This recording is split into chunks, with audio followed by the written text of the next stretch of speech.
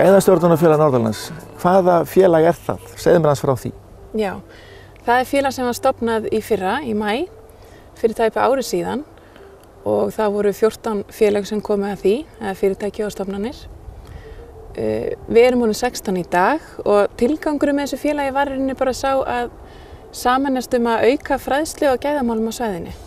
Og það gerum við fyrst og fremst með því að vera sameinast að fá hingað norður, námskeið og fyrirlestra. Í staðinn fyrir að hvert og eitt okkar sé að senda mannskap suður með tilheyrandi kostnaði við ferðir og gistingu. Þannig og svo ekki síður var tilgangurinn með þessu félagi að auka tengslanetið, koma á tengslanetið okkar á milli og þannig við getum miðlað upplýsingum. Það ekki merkilegt að það hafi ekki bara gerst fyrr?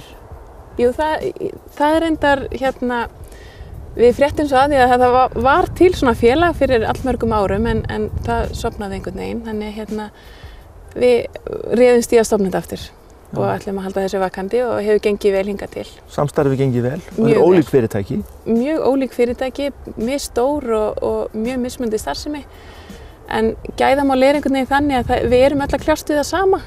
Þetta alveg sama hver starfsemin eins og kemur inn á. Þetta er sjúkrahúsið og Becromal, við erum með Raftákn, Norðurorku, Norrlandair, matvælafyrirtækin eins og Kjarnafæði, MS. Ég veit ekki hvað maður hvað maður á að telja mörg upp, en þetta er alveg mjög ólík starfsemi og bara hefur sýnt sig á þessum tíma. Í staðinn fyrir að við séum hvert og eitt í sínu horni, hver og einn í sínu horni að finna upp hjóli, þá erum við bara svolítið að miðla. Hanna Dögg, þú ert fulltrúi MS í þessu félagi og er stjórnarmaður. Hvaða hagsmuni sérðu fyrir þitt félag til að vera í þessu gæðastjórnunarfélagi?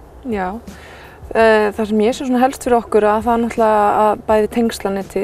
Við náttúrulega ég fæ tækifæri að hitta fólk sem að vinna sömu málum og ég og við erum að skiptast á og reynslu okkar og upplýsingar sem við höfum.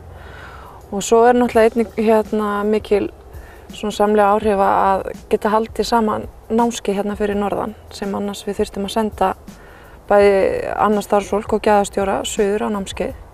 Við héldum til dæmis námskeið daginn í innri úttektum og þá keypti gæðastjórnarfélagið bara námskeið í norður og svo buðum við bara félagsmönnum og öðrum fyrirtækjum að koma á námskeið og við það að kaupa námskeið í norður var kostnaður per þáttakanda helmingi minni heldur en við annars þurfti að senda suður.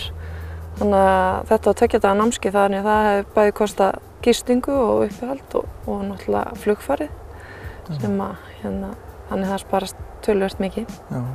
Þannig að það er ýmis sameiginleg hagsmunamál það sem fara saman? Algjörlega. Og fyrirtæki ekkert rög að vinna saman? Nei, það er svolítið með gæðamála að þetta er ekki beint hernaðarleyndarmál sem fyrirtækin eru með, heldur erum við tilbúin til að miðla þessu upplýsingum hvernig við erum að gera hlutina og auðvitað fáum við þá líka upplýsingar frá öðrum sem geta nýst okkur. Þó við séum með ólíkri starfsemi þá snúast þetta oftast sömu hlutina. Þannig að það er bara mjög jákvætt fyrir okkur til að miðla áfram. Þannig að þið lítið björt til framtíðar? Já, sjálfsögðu gerir það. Við erum náttúrulega búin að halda nokkra viðburði sameiginlega. Við vorum með hugbúnaðar kynningar í haust og einnig annan námskeið sem Visjón-námskeið sem gagnast gæðastjórum kom og var í október síðasta ári og svo vorum við einnig með fyrirlestur frá Ferdinand hvað heitir þetta aftur? Frá Samtökum Iðnaðarins. Já, frá Samtökum Iðnaðarins til þess að hjálpa smærri fyrirtækjum til að setja upp gæðakerfi hjá sér. En það mun vera skylda fyrir öll fyrirtæki að vera með virt gæðakerfi frá árinu 2015. En svo horfum við náttúrulega björt til framtíðar og stefnum á að halda gæðaráðstefnu í haust á Akureyri. Það sem okkur langar að fá sem flest fyrirtæki og líka stjórnendur. Því okkur langar að virkja líka stjórnendur í fyrirtæki til að vera vel upplýst gæðamál. Þannig að við bara hlökkum til.